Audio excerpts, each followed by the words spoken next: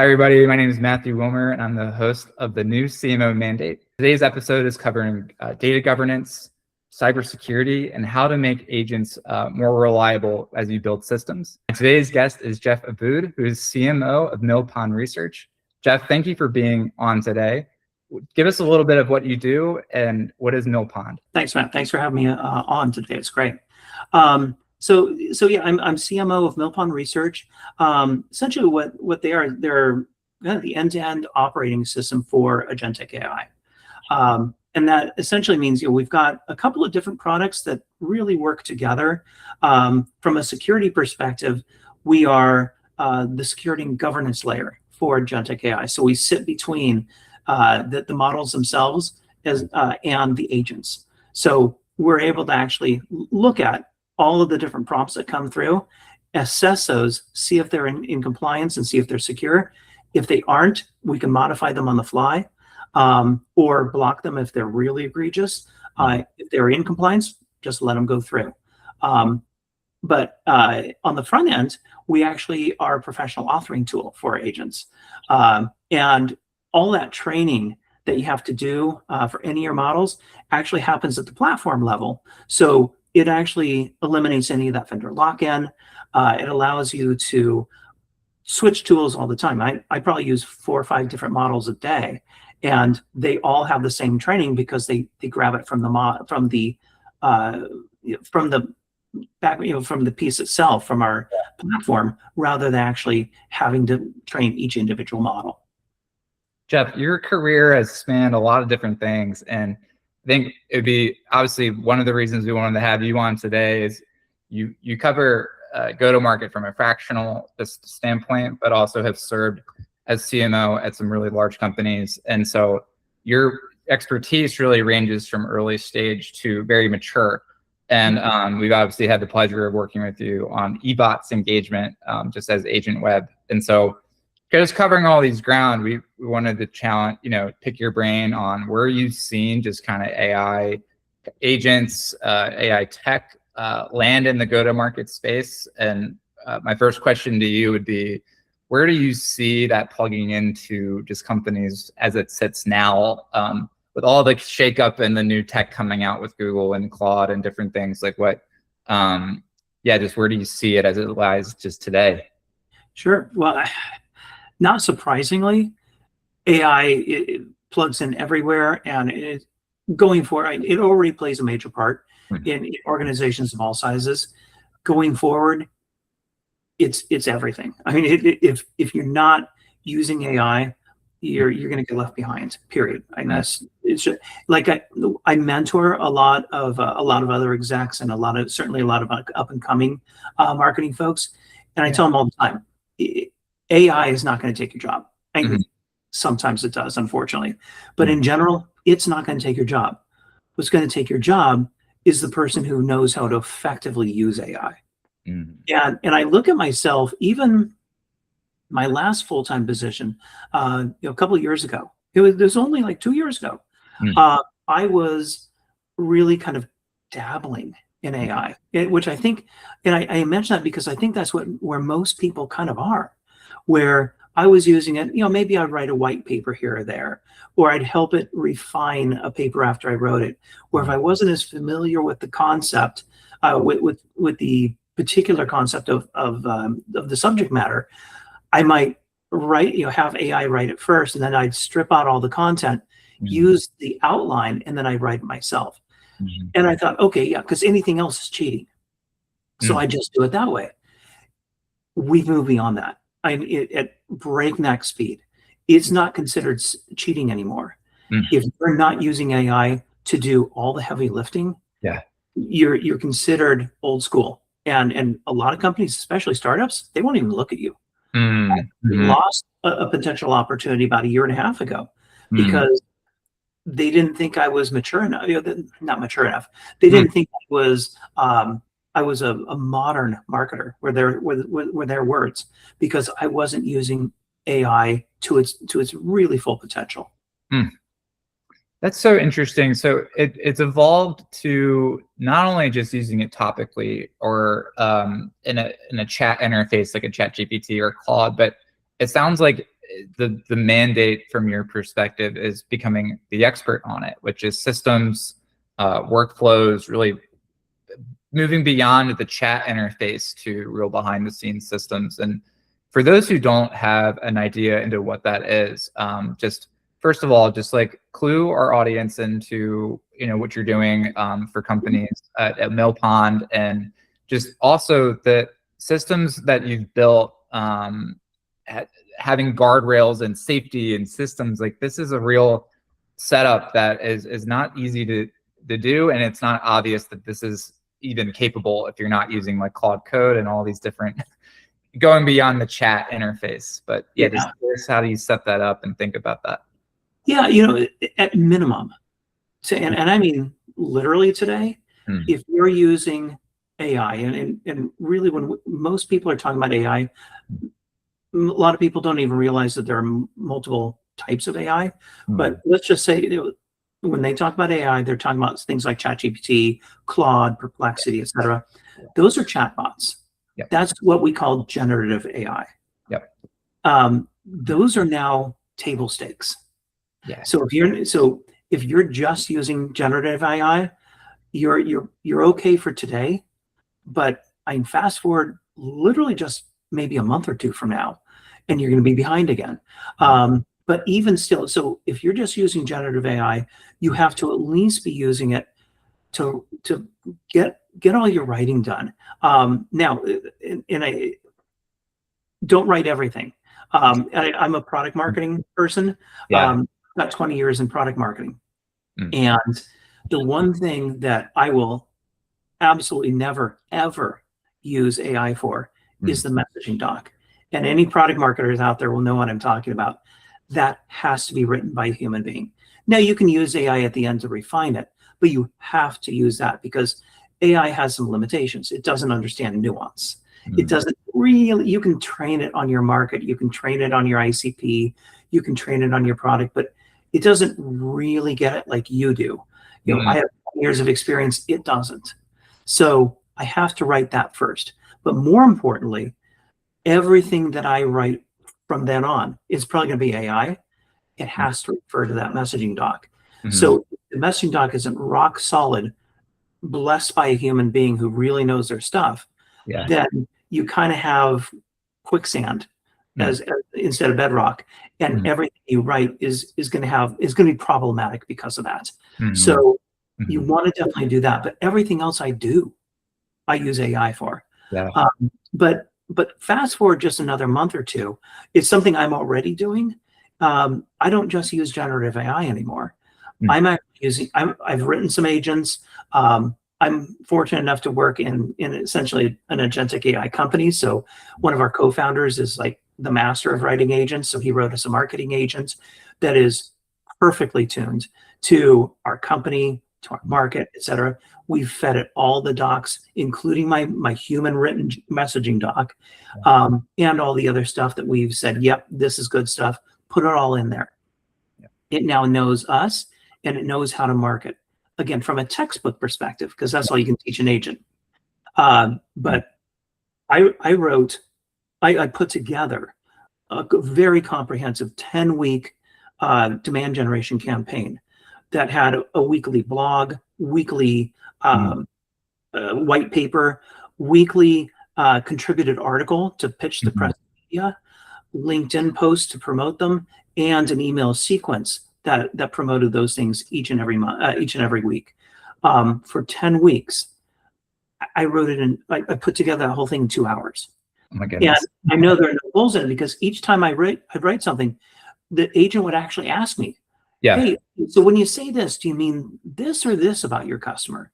And when you say write this, where's it going to be posted? Are you going to send it out to socials? You're going to put it on your website? And so it would actually skew things the right way for the vehicle I'm going to put it on. And then once I wrote it all, I said, it was essentially the quintessential, do you want fries with that? Because I've had it write all the white paper, says, this is great. I see what you're doing here. Do you want to actually have some LinkedIn posts in order to promote it? Yeah, I do. That'd be great. And it just wrote it up. So that took me like 3 hours to write full comprehensive name. Now, I will never just have AI do it and ship it. You've got to have the human in the middle as well, just kind of check its work. It took me 2 more days to go through all of that content and actually edit it and make sure that it met my standards. But think about it. It's 3 hours and 2 days. It would normally take me over a month to write that much content. At least, yeah. And I done in essentially 2.5 days. That's heavy lifting. That's what you're using it for. Yeah. You still have to be there in order to develop the strategy. It doesn't know to do it. Advice and guidance based on its theoretical or book learning, but it can't do it itself. So you have to develop the strategy, and you're going to be responsible for implementing that strategy at the end of the day. Yeah. But in the meantime, you've got all that heavy lifting done. Now I don't have to hire 5 people to do all that. I can just do it. Yep. And I think, and it's impressive that your stack accomplished that so quickly. Walk me through, Jeff, from a system, for a person who's never set up like a brain, if you will, or a brand guideline, or the system underneath the foundation layer for the agents to be able to not only do the work, but to do it reasonably well enough to the point where you were able to then review and then get done in a 2-day turn time. How did you think about structuring your data, the branding, the guidelines, all of that to be accessible by AI, and not only just accessed, but then really retained knowledge and then really coherent throughout all the output? Yeah. So now I used our product because one of the pieces of our product happens to be, essentially an author for agents. So it helps me develop agents. But there are lots of other authoring tools out there. And essentially, any really good authoring tool will essentially, it's kind of a plug and play platform, if you will.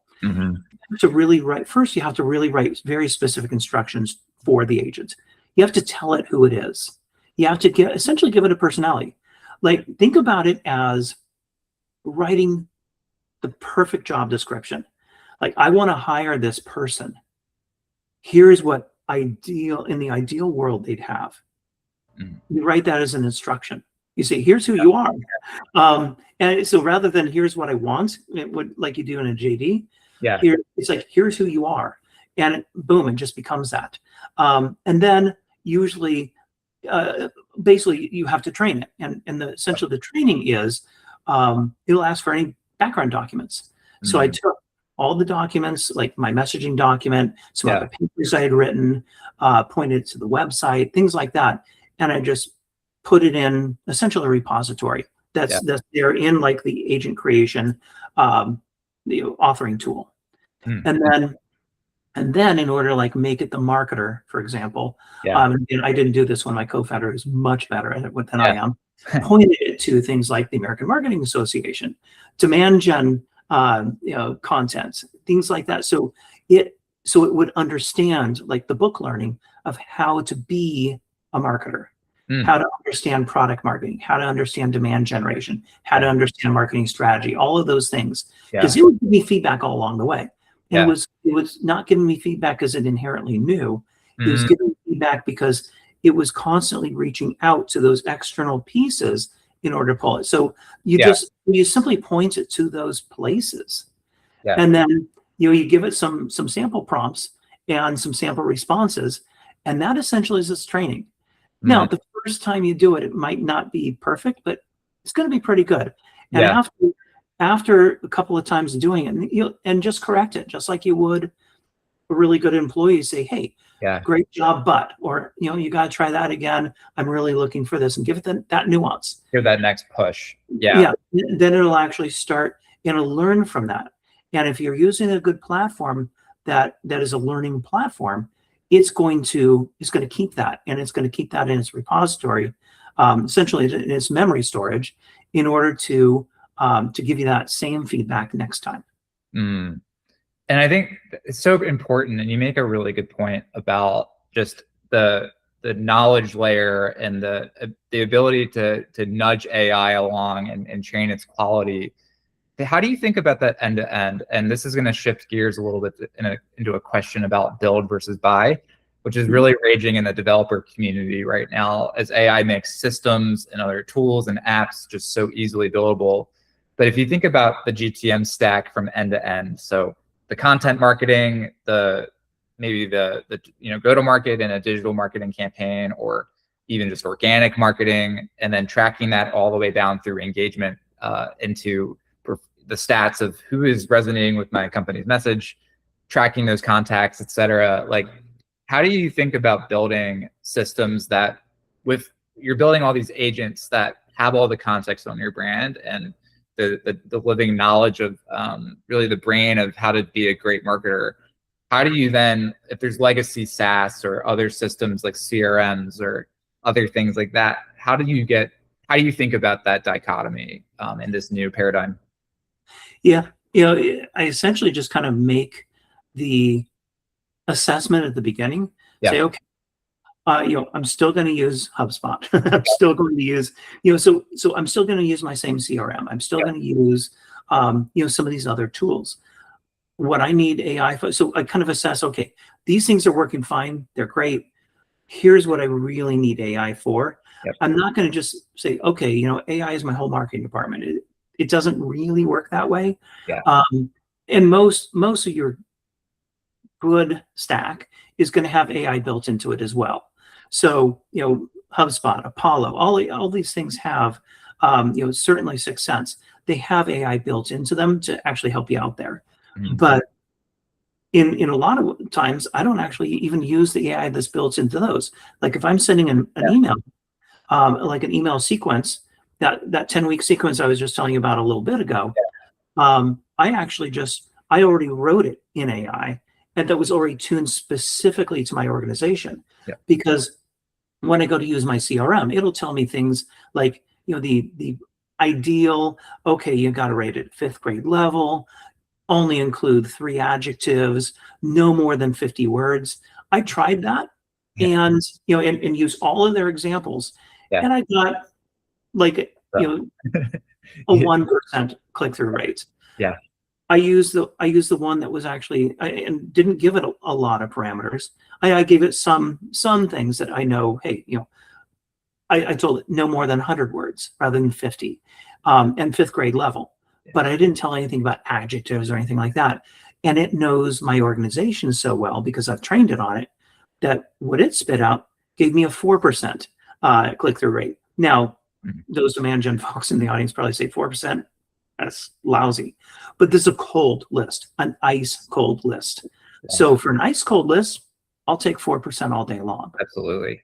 Yeah, absolutely. Take that all day long. Cold. And I think for those who are doing cold outreach, email and also ads and other things to really warm up a cold list, I think one of the things that AI maybe does not do so well out of the box is really understand your brand, your tone, your writing style, and codifying that is so important. And it sounds like, I mean, again, you set up this foundation to do that at a very, not only high level one-off, but repeatably over like a cold list or a campaign like this. And so for those who are thinking about go-to-market and haven't done this, what would you say to them in terms of being able to integrate first an agent that would kind of replicate what you've set up, but then how to make that communicate to these systems? I think that's what we're seeing the challenge of today, is just siloed tools that aren't communicating with each other along the value chain. But what would you say to that? Is it, where do you even start today in that? Yeah, to be honest, I haven't really integrated my AI agents into my CRM and all those other things. I use it essentially as standalone, and then I personally populate it. Yeah. And that's done actually kind of by design. Yeah. And first of all, it's hard and it's imperfect. Okay. So I want to make, and second, it only takes a moment for me to take that email, copy it, and paste it in there, as opposed to just have it flow in. Yeah. So to make sure that it actually goes in the way I want it to, as opposed to, oh, did it? It's a couple of minutes at a time. So when it's a couple minute trade-off, I'll just do it myself. Yep. But the biggest thing is getting all of your various AI tools to talk to one another. That's the biggest thing. Yep. Because, and that's the value of a platform like the one I've used. We don't train. So one of the big problems, and if you haven't encountered it yet, you're going to. It's not a matter of when, but if, or if, but when you're actually going to encounter it. And that is, we are going to hit a popping of the AI bubble. Mm-hmm. So all of these different models, we have so many paid models. We have now all sorts of open source models that are coming out. They're changing, even the major ones like Anthropic and OpenAI. They're all changing their token charges and their token models. So all of a sudden, what was costing me $4 for 1 million tokens is now costing me $150 for 1 million tokens. Yeah. And then you have an open source like Kimmy come around, and it's like it's a nickel. So Yeah. I'm like, well, and actually it's almost as good as Anthropic. Yeah. I mean, because it was trained on it. Yep. It's just an open source. So the bubble is going to burst, and it's going to burst very soon. Mm-hmm. So the problem is vendor lock-in. Yep. I was actually in an event a couple of weeks back with a very large, well-known company that I won't name. And they were very proud of themselves. They said, yeah, we just bought 1,000 ChatGPT licenses for all of our marketing salespeople to use. I'm like, okay, that's a bad idea on several levels. Yeah. Number one, you don't know if OpenAI is going to, even though they're the biggest name, they may or may not be around after the burst. Second, if they change their, if they follow Anthropic's suit and say, okay, we're going to raise ours to $200 per 1 million tokens. They're all doing stuff like this. Now all of a sudden you got vendor lock-in. Because you bought this thing. Mm-hmm. Now you've just got to pay whatever they want for the token charges. And the bigger thing is, let's say it's 6 months from now. You've now spent 6 months training ChatGPT. Mm. And then you decide to go over to Claude or Kimmy or Perplexity or Gemini.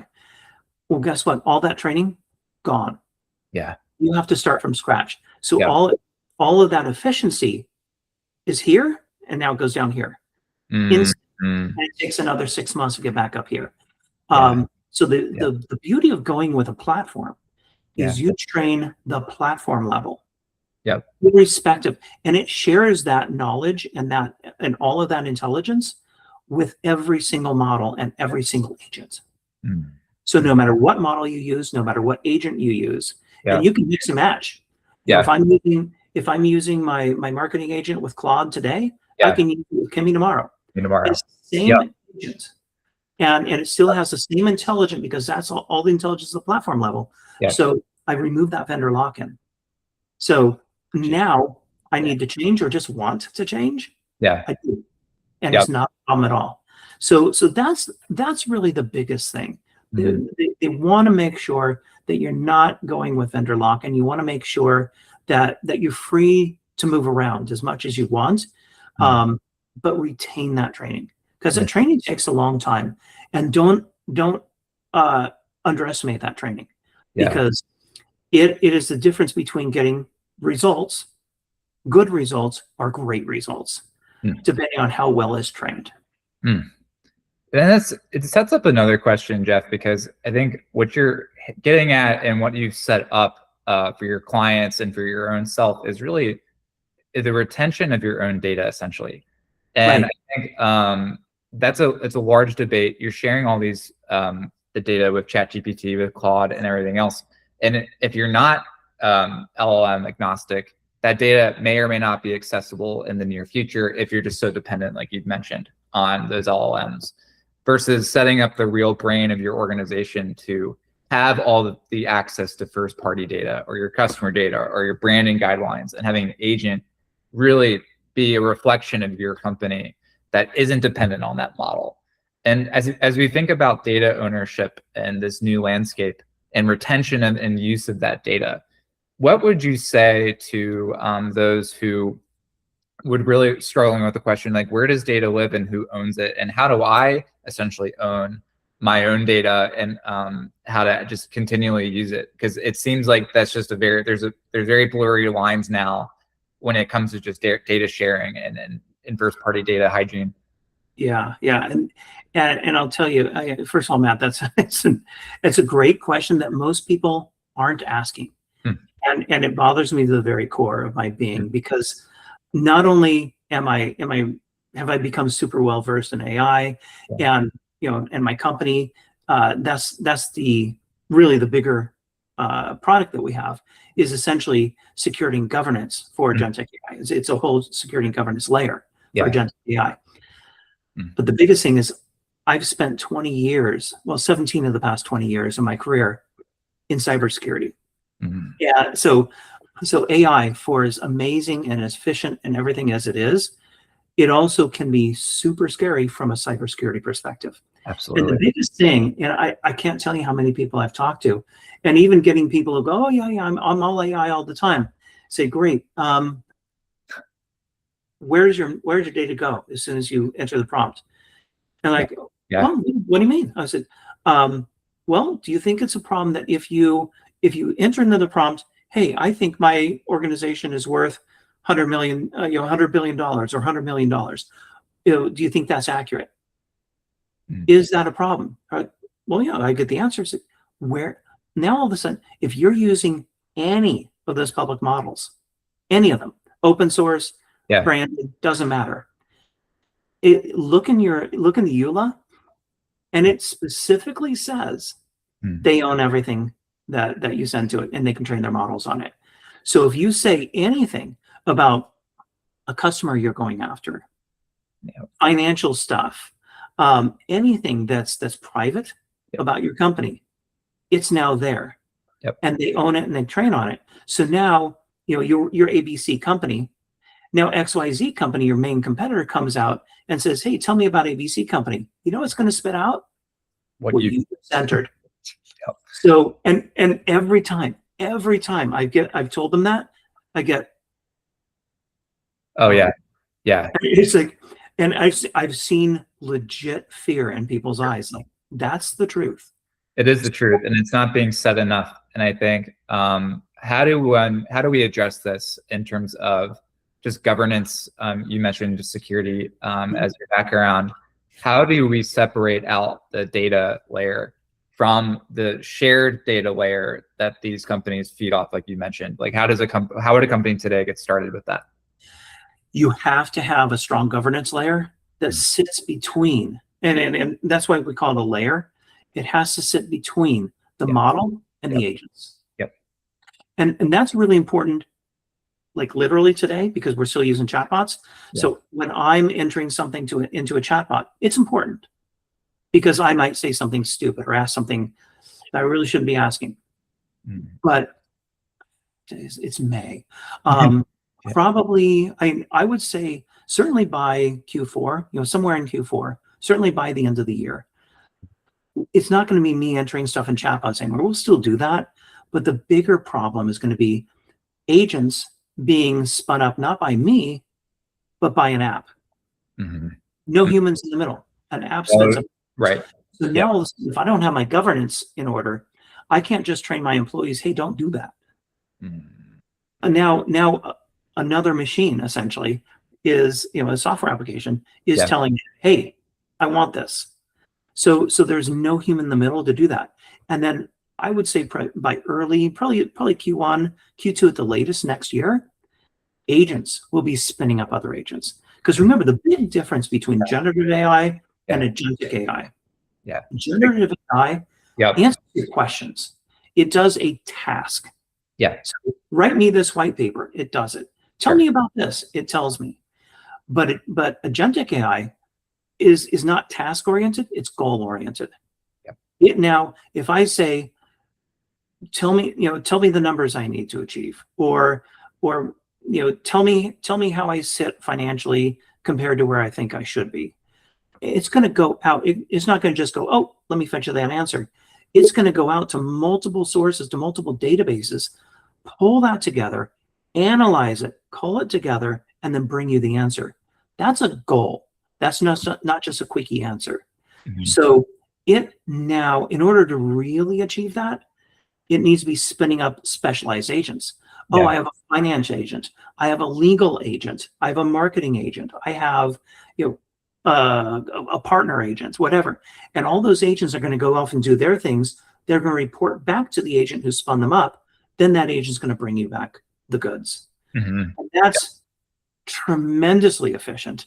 Yeah. It's also super scary if you don't have your governance set. It's also super scary if you don't have the governance, like you said, and in the training, but also the foundation layer that you put in place to basically, if the agents now don't understand your brand, your company mission, the customers, their pain points, whatever first party data that's what's necessary, then how is the agents going to train other agents down the road to keep that consistency, right? And I think the biggest question is, and I think a lot of marketers are facing this today, and marketing leaders, is what is the marketing role becoming then? It feels like it's a mixture of systems. You have to really understand not only the go-to-market and the marketing tactics, storytelling, all those things that are basically marketing science that are useful to your career. But now it feels like it's making sure that this is being done systematically, training agents, making sure things are governed. And what would you say, where's your stance, Jeff, on what marketers, this is the new mandate, but where would you put the line in the sand as what you have to do today in order to be an effective marketing leader? It's funny because I've worked with a lot of clients who think that even just generative AI, but certainly agentic AI, oh, that is my marketing department now. It's like, I've had people say, hey, here's our messaging. And they hand me this big glob of goo that they just got out of ChatGPT. I'm like, that's great. And I throw it away and I read it. Because again, like I said, it doesn't know what it's doing. No. It doesn't understand. It's garbage in, garbage out, just like any other tool. Yep. AI is a tool. You have to know how to use it. And more importantly, you have to know what's right. Yeah. So that you can give it feedback, and you need to understand whether or not it's giving you what you want. Yep. So I would say, in answering your question, I would say it makes the marketing department it gives it even more depth, because you still have to know everything that we've always had to know. Yeah. And now you really do have to understand the tech. You do need to now, like I personally am not going out and building the governance behind it. Okay. But I have to go to my CTO, or I have to go to my CISO or whatever, and make sure that they have. Now, I can't just bring in any model. That's shadow AI, and that's going to probably play havoc with the governance. And that's why we've built, like, at Millpond, we've actually built the layer that we've built, because we have probably 15 different models that are built into our model, into our platform. Yeah. If you bring another one, just tell us and we'll integrate that in and we're good. Yeah. So it eliminates the need, or in the temptation to bring it. Oh, I really love this model, let me go get it. It's like, no, I really love this model, so let me just select it. But you have to know which models to select. You have to make sure that it's covered under the governance of your company. Because if you bring in one that's not, then anything you do, especially if you're doing tons of marketing strategy, the entire world, including all your main competitors, are going to know your strategy. So you have to know that. So you have to know the same job you've always known. You have to be able to fact check this thing. In some ways, you have to know even deeper and be able to defend your position, because there are too many CEOs and other leaders out there who will say, why do we need you? We got these agents. It's like, right. You need to be able to articulate your specific value as it relates to that agent, or to that group of agents, is the case is going to be. So you need to articulate all that. Go ahead. Yeah, no, the trust layer, but also like the taste layer. You're guarding a couple of different things, and I think the challenge we're seeing with marketers today is they have to justify their creative positioning or their understanding of the brand and the customers, and guiding that to the AI. But AI out of the box, I think common denominator to the median and a lot of trained data that will sound great. It sounds like honey in your ear a little bit to a CEO or another team. So how do you cut through that as a seasoned CMO to say, no, like I know what good looks like over the decades of your career. Yeah. This is why this is wrong. What do you find helpful in kind of defending that position? Yeah, if nothing else, one thing that I learned probably mid-level in my career, I had this manager who was always pushing me, and it was good because it didn't always feel good, but it was good in the long run because I'll never forget the one question he asked me. We were doing this major launch with a big, well-known company, like I was with Splunk at the time, so we were doing a major launch of our new security product, and I had written like all these emails and the customer intros and all that, and I'm looking at going, dude, this is great. He took a look at it and he says, this is good, but I'm like, oh crap, there's always a but. But what came after that but was gold. And he said, take the name Splunk out of there and insert any of our competitors' name. Is it still true? And he said, if it's still true, you got to change it. And I looked like, oh man, this is great. This is good content, but it's true no matter whose name I put in there. That is your any chatbot type of example, and that's what you tell your CEOs. Like, if you're just entering this stuff in ChatGPT or Claude or any of them, it's going to come up with the same thing for everybody. Yeah. Because it's not trained on you. And again, it doesn't understand that nuance. So it's just going to come up with, like, I'm in cybersecurity, so it's going to come up with all sorts of really important cyber stuff. It's going to talk about, all sorts of vulnerabilities and patching those vulnerabilities and all sorts of stuff. It's like it's 100% correct. It's just that there are 50 other guys down the street who can say exactly the same thing. What makes us different? And that takes you. That takes you working with the rest of the executive team, figuring out your exact messaging. How do you actually articulate that? How do you set yourself apart from the others? And then build that into your messaging and make sure that your agent now understands that and articulates that. And so, Jeff, would you say that then it's essentially your job as marketing leader to be accountable for the taste, the judgment, and enforceability of the agent then? Because then you're defending the position end to end. So that's who's accountable at the end of the day. It's not going to be the agent. It's going to be you as the leader. Yeah. If you think about it, Matt, last year or 2 years ago, I was accountable for every single employee under me. Yep. Right? No matter if they did great, I looked great. If they screwed up, I looked screwed up. Yep. Same thing with an agent. The only difference is you have a lot less control over it, yet more control. I mean, it's a weird relationship. But basically, you are just as it's the same level of responsibility. So I am absolutely beholden to the content that an agent creates, because it's even worse. You look really bad and unprofessional if you say, he did that. I didn't. Yeah. He reports to you, so it's still your fault. Now I'm actually not even blaming a human being. I'm blaming lines of code. Yeah. You're going to look like a moron. You're going to look even worse. Yeah. And I think what's dangerous about this is the accountability shift. And I think for those who are not in the position to have a seasoned CMO on their team, they don't have an in-house marketing team with this level of judgment, I think they're going to be left maybe holding the bag on some bad decisions. And so what would you say to those solo founders or the even companies out there that are going to market without a marketing team that has that judgment layer? Where does accountability lie then in the organization? Yeah, don't do it. Don't do it. You can absolutely, and obviously I have an axe to grind on this because I'm a CMO and fractional CMO.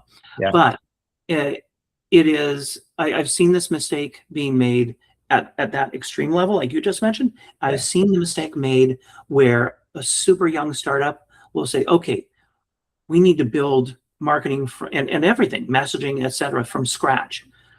Let me hire, a 30-year-old who has 3 years of experience under their belt. We'll call him a director so we can pay him, even less than a typical director, pay him, $100,000 a year, and they'll be happy and we'll get what we need. It doesn't work that well. Yep. And I've seen a lot of companies, either falter or just kind of stay stagnant and not grow at all because of that, because that person doesn't have the background, the experiences necessary in order to build proper strategy and to know good from great. Yep.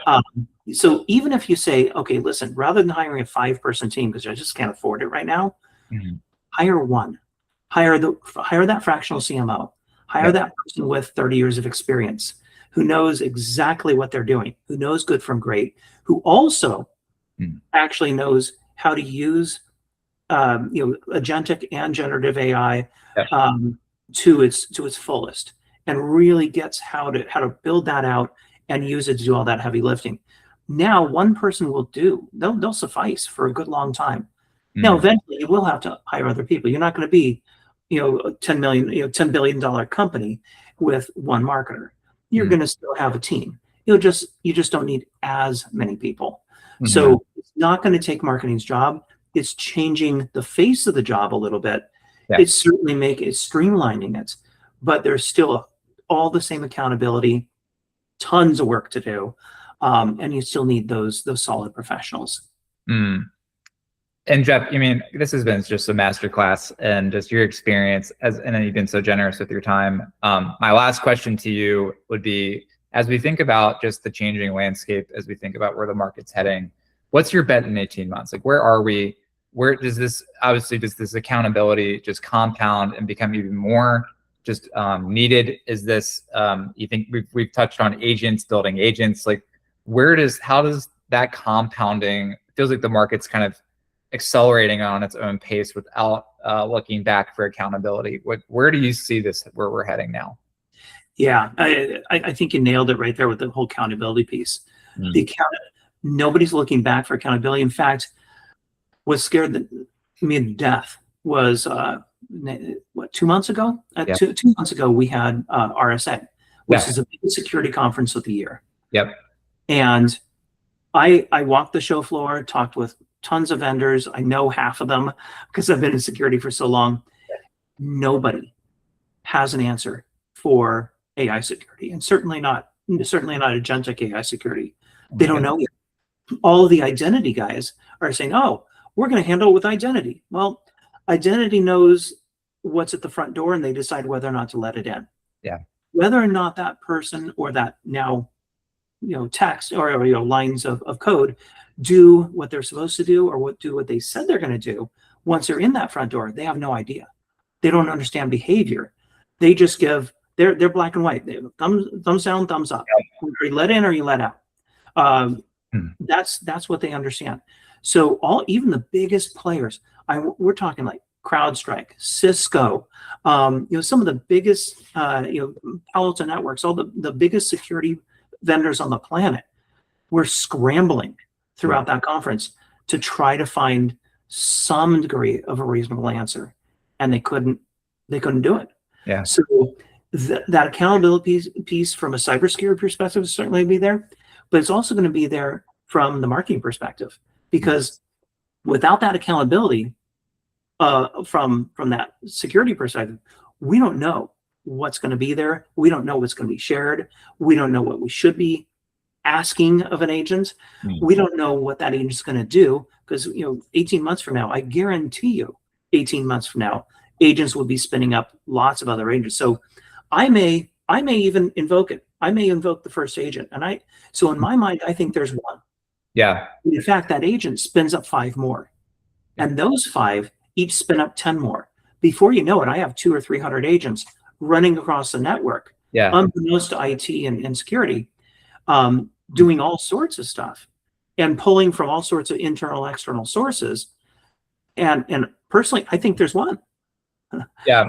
And that's so I have even more accountability, because I have no idea. Back in the days where I was going out and researching, my competitors or the market or whatever. I knew exactly where I was getting my information from and all my data from. So I could source it all. Your agent, I have no idea where it's sourcing it from. No idea. Yep. In fact, even when it tells me its source, remember, AI hallucinates. It hallucinates. A lot. So I can't trust its sources. So go look it up. Yep. Make sure you have to double check all those sources. You have to. So that's really going to be the new CMO.